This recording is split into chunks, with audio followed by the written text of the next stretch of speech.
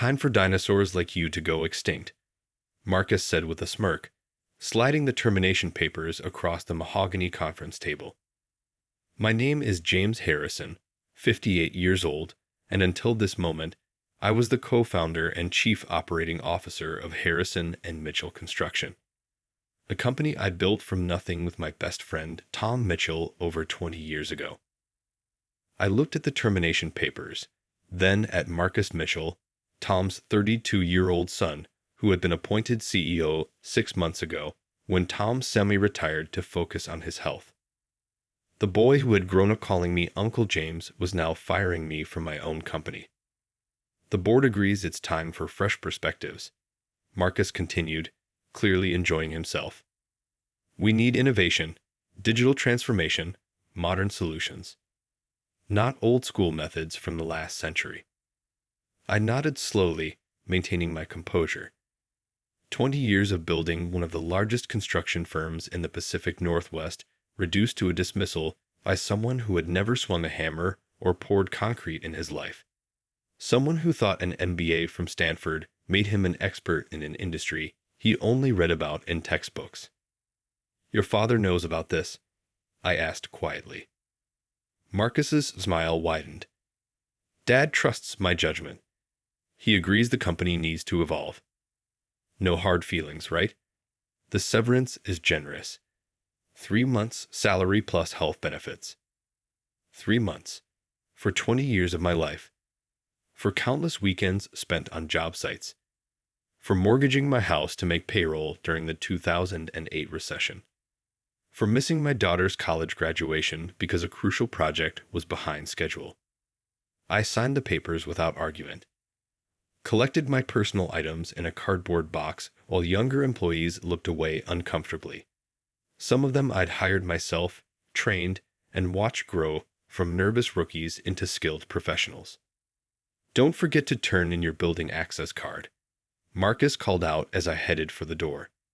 Security protocols, you understand. I placed my card on his desk. Good luck, Marcus. You're going to need it. He laughed. We'll be fine. Already have meetings set up with Riverside Development and Pacific Holdings. Time to show them what modern leadership looks like. I didn't respond. Didn't tell him that Riverside Development CEO, Michael Chen, had been my poker buddy for 15 years. Didn't mention that Pacific Holdings owner, Sarah Reynolds, had trusted only me to handle their luxury condo projects since 2005. Some lessons have to be learned the hard way. In the parking lot, I sat in my truck staring at the building I'd helped design, the Harrison and Mitchell logo gleaming in the morning sun. My phone buzzed. A text from Tom. Just heard. Can we talk? I didn't respond. Tom Mitchell had been my best friend since college. We'd started this company with 2 pickup trucks and a shared dream. Now he'd let his son push me out without even a warning. Some betrayals cut too deep for words. What Marcus didn't know, what his MBA hadn't taught him, was that construction isn't about fancy presentations and buzzwords. It's about relationships. Trust built over decades. Handshake deals that mean more than contracts. Problems solved over coffee at 6 a.m. on job sites. I drove home in silence. No radio, no calls, just thinking about the next steps. My wife Janet was waiting in the kitchen. One look at the cardboard box and she understood. Marcus? She asked. I nodded. Tom let it happen. Another nod. She poured me a coffee, added the splash of bourbon she reserved for bad days. What are you going to do? Nothing, I said, taking a sip. Absolutely nothing. Janet knew me well enough to recognize the calm before the storm. How long? She asked. By tomorrow morning, I'd guess, when the clients start calling. I'd built my career on 2 principles. Never burn bridges and always have a backup plan. Marcus might have his MBA, but he was about to learn some lessons they don't teach in business school. The first call came at 7:15 a.m. the next day. Michael Chen from Riverside Development. James, tell me it's not true, he said without preamble. Afraid so, Mike. Company's going in a new direction. That punk kid tried to tell me they're switching to automated project management software. Says it's more efficient than having experienced supervisors on site. He wants to cut our build team by 30%. I made a non-committal sound. We've got 3 projects worth $50 million in development. I'm not trusting them to some app and a bunch of fresh graduates. Marcus has some innovative ideas, I said carefully. Screw his innovations. I need someone who understands how to build high-rises, not PowerPoint presentations. You got any plans for the next few years? I smiled for the first time since yesterday morning. Might have some thoughts. By 9 a.m., Sarah Reynolds from Pacific Holdings had called. By 10, 3 more major clients. All with the same message. If I wasn't involved, they weren't interested in working with Harrison and Mitchell. At 11:23, Tom Mitchell called again. This time I answered. What the hell is happening? He demanded. Riverside just pulled their contracts. Pacific Holdings is threatening to sue for breach of agreement. Marcus says you're sabotaging the company. I haven't done anything, Tom. Just enjoying my retirement like Marcus suggested. These clients are demanding to work with you specifically. They won't accept anyone else. Imagine that, I said mildly. Almost like relationships matter in this business. James, please. We've been friends for 30 years. The company can't survive losing these contracts. Should have thought about that before letting your son fire me without cause. He said you were resistant to change, that you were blocking modernization efforts. I laughed without humor. I built our first project management software myself in 1999. Designed our quality control systems. Implemented digital documentation when Marcus was still in high school. But sure, I'm the one resistant to change. Silence on the line. The difference is, I continued, I never forgot that construction is about people, not programs. About trust earned through years of delivering what you promise. What do you want? Tom asked finally. Nothing from you or Marcus. I'm done with Harrison and Mitchell. Then why are you doing this? I'm not doing anything. Just watching your son learn some expensive lessons about how this industry really works. I hung up and checked my email. 3 more messages from major clients, all expressing concern about the company's new direction. Marcus had managed to alienate over $100 million worth of business in less than 24 hours. Janet brought me lunch on the back deck. Tom called me, she said, begging me to reason with you. What did you tell him? That he should have reasoned with his son before letting him destroy 20 years of partnerships. I squeezed her hand.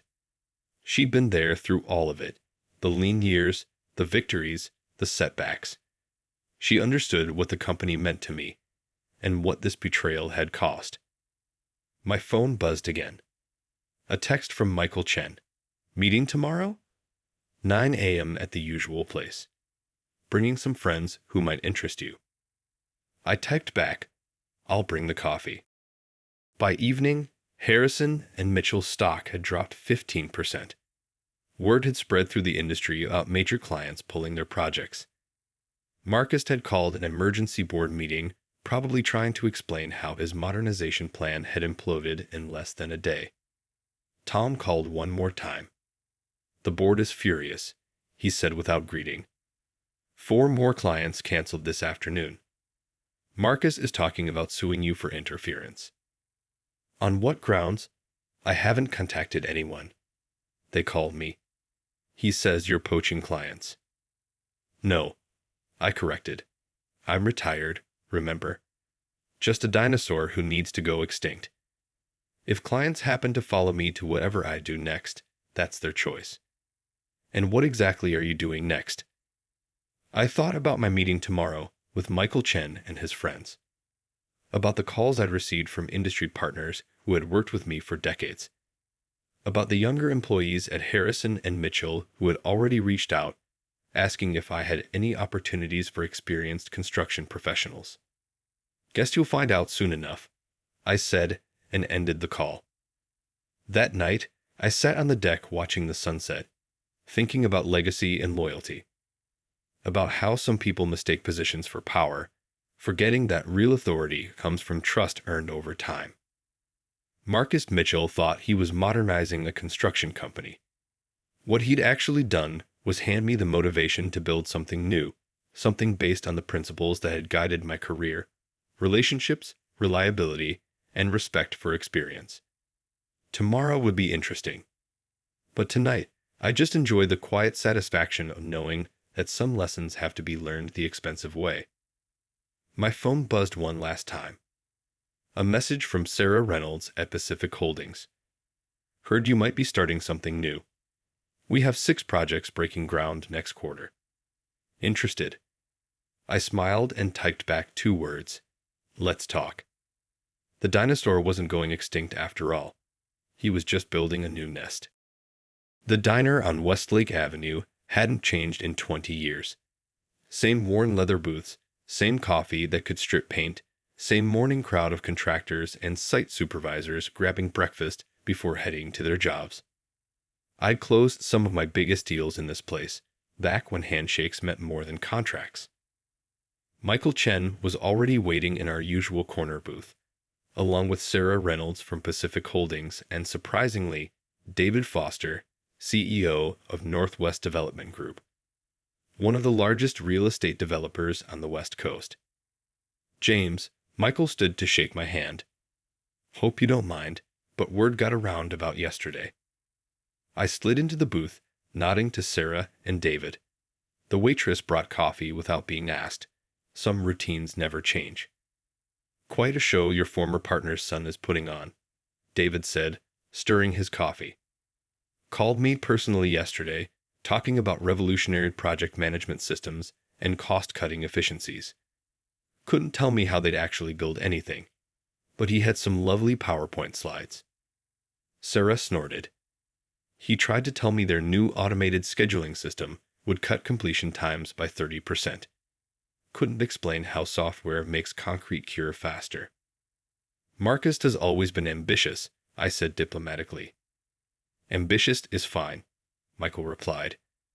Arrogant and ignorant is dangerous, especially with the projects we have coming up. David leaned forward. That's actually why we wanted to meet. Between the 3 of us, we have over $300 million in construction projects planned for the next 18 months. We need someone who knows how to build, not just talk about building.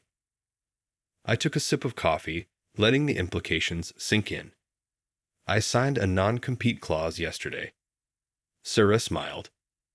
No, you signed a non-compete with Harrison and Mitchell Construction. We checked with our lawyers. Nothing prevents you from starting a fresh company. Starting over at my age. I raised an eyebrow. Starting smart, Michael corrected.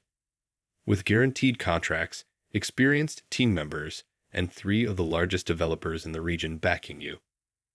He slid a folder across the table. Inside were preliminary contracts for 6 major projects, including 2 high-rises and a luxury residential complex. Nearly $200 million in guaranteed work. We trust you, James, David said simply. Our shareholders trust you. More importantly, our insurance companies trust you. That's worth more than any fancy software system. My phone buzzed. A text from Peter Wong, my former head of operations at Harrison and Mitchell. Heard you're meeting with Chen. 15 of us ready to move whenever you give the word. Marcus just announced more efficiency cuts. I showed them the message. Wouldn't be starting completely from scratch. How fast could you be operational? Sarah asked. I did some mental calculations. With the right financing and my core team, 3 weeks to incorporate and set up. Another 2 weeks to be fully functional. We can wait, Michael said. Better than trusting our projects to Marcus's revolution. Speaking of Marcus, David added, he just announced they're laying off 30% of their senior site supervisors, replacing them with recent graduates and management software. I winced. Site supervisors were the backbone of any construction company. They were the ones who actually got things built, solved problems before they became disasters, and kept projects on schedule and under budget. "He's gutting the company," Sarah said quietly. Tom must be beside himself. As if on cue, my phone buzzed again. Tom Mitchell's name on the screen. I let it go to voicemail. "You haven't talked to him?" Michael asked. I shook my head. Nothing left to say. He chose his son over 20 years of partnership. Now he gets to live with that choice. The waitress brought more coffee. We spent the next hour discussing details, financing, staffing, equipment needs. By the time we finished, the framework of a new company was taking shape. "We'll have our lawyers draw up the contracts," David said as we stood to leave, including provisions for equity shares in exchange for guaranteed work commitments. "One condition," I said. "I want full control over hiring and operations. No interference in how we build." They all nodded. They understood what Marcus hadn't. In construction, experience matters more than theories. Back in my truck, I had 12 missed calls. 4 from Tom, 3 from Marcus, the rest from former employees and industry contacts. Word was spreading fast. I drove to the storage unit I'd rented years ago. Inside were copies of every project file, every innovation, every system I developed over 2 decades. Not company property, my personal work, documented and dated. Insurance against exactly this type of situation. My phone buzzed again. A different number this time. Linda Martinez, Harrison and Mitchell's chief financial officer. "James," she said when I answered, "please tell me you're starting something new." Word travels fast. Marcus just announced another round of modernization initiatives. He's cutting project management staff by 40% and implementing automated quality control systems. The board is starting to panic. I had known Linda for 15 years. She was sharp, detail-oriented, and absolutely loyal to the company's best interests. "How bad are the numbers?" I asked. She lowered her voice. "They've lost $140 million in contracts since yesterday. Stock's down 23%. 3 major shareholders are threatening to sue for mismanagement. And Marcus, he's not listening to anyone. Keeps talking about disrupting the industry and bringing construction into the digital age." And Tom. Trying to calm everyone down, but she hesitated. "James, he looks sick. This stress isn't good for his heart." That hit hard. Despite everything, Tom had been my friend for 30 years. I'd been best man at his wedding, godfather to Marcus. "He made his choice, Linda." "I know. But," another pause. "If you're building something new, I know at least 20 key people ready to jump ship. Good people. People you trained." I thought about the contracts David Foster had shown me, about the infrastructure needed to handle $200 million in projects. "Send me a list," I said finally, quietly. By evening, I had emails from 43 Harrison and Mitchell employees, ranging from project managers to site supervisors to equipment operators. All asking about opportunities, all people I knew and trusted. Janet found me in my home office, reviewing resumes and making notes. "Productive meeting?" she asked, setting a glass of bourbon on my desk. I showed her the contract proposals from Michael, Sarah, and David. Her eyebrows rose at the numbers. "Think you can do it?" she asked. "Already have the work lined up. Have the people. Just need to put the pieces together." She studied me for a moment. "And what about Tom?" I sighed, leaning back in my chair. "What about him?" "James, he's been your best friend for 30 years. Yes, he made a huge mistake with Marcus, but you know he's not well. He chose his son over our partnership." "Of course he did. He's a father. A sick father who wanted to believe in his son." She squeezed my shoulder. "Doesn't make it right, but makes it human." Before I could respond, my phone buzzed. A text from Michael Chen. Board meeting at H and M just ended. Marcus announced more layoffs and system upgrades. Stock down another 8% after hours. Tom collapsed. They took him to Virginia Mason Hospital. I stared at the message, feeling something twist in my gut. Janet rid over my shoulder. Go, she said simply. He made his choice, I repeated, but my voice lacked conviction. Yes, and now you get to make yours. Be better than them, James. I grabbed my keys and headed for the door. Sometimes the best revenge isn't destroying your enemies. It's being the better person when it matters most. The question was, could I separate 20 years of friendship from one terrible betrayal? And more importantly, should I? Virginia Mason Hospital's cardiac unit was quiet at 9 p.m. I found Tom in a private room, looking smaller and older than I'd ever seen him. Heart monitor beeping steadily, IV lines running into his arm. Marcus was nowhere in sight. Figured you'd show up eventually, Tom said weakly, not opening his eyes. Always were better at keeping promises than I was. I sat in the chair beside his bed. For a moment, neither of us spoke. 30 years of friendship hung in the air between us, along with 2 days of betrayal. Where's Marcus? I asked finally. Tom's laugh turned into a cough. Emergency board meeting. Trying to stop the bleeding. Not the physical kind, the financial kind. Though both seem to be my fault these days. The company was healthy 2 days ago. The company was healthy because of you, he corrected. I just didn't want to admit how much Marcus didn't know. Wanted to believe. He trailed off, looking out the window. Wanted to believe your son could handle it, I finished. Pride's a hell of a thing, James. Makes you blind to what's right in front of you. He turned back to me. I heard about your meeting this morning. Chen, Reynolds, and Foster. News really did travel fast in this industry. Just exploring options. Options that include $200 million in contracts and half my senior staff. Not your staff anymore. Marcus made that clear. Tom winced, and not from physical pain. He's my son, James. My only child. When he came to me with his ideas about modernization, about taking the company into the future, I wanted to believe.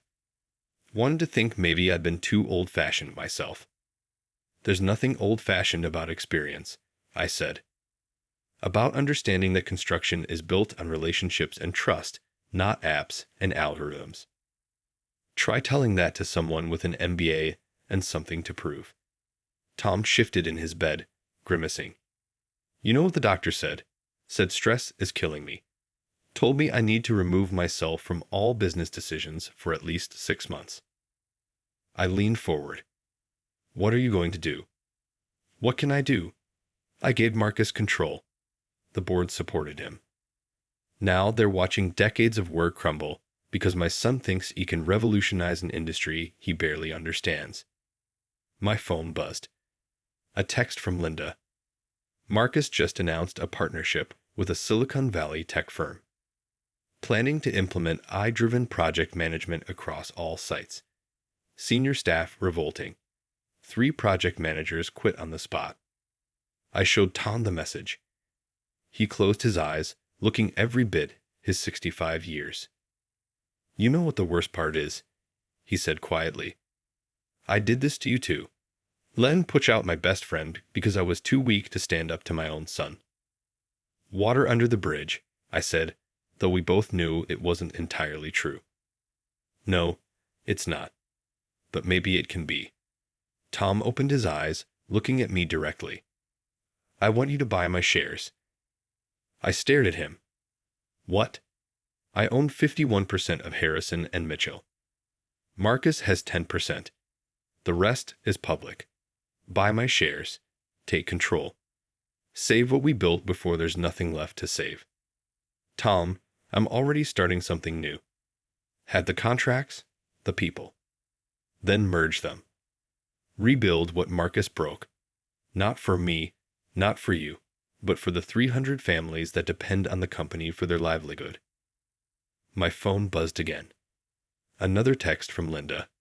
Stock down 35% total. 2 major banks threatening to pull credit lines. Marcus called 3 more client meetings tomorrow. He'll never accept it, I said. His own father selling control to the man he fired. He doesn't have a choice. I'm still majority shareholder. The board will back it. They're terrified of what's happening to the stock price.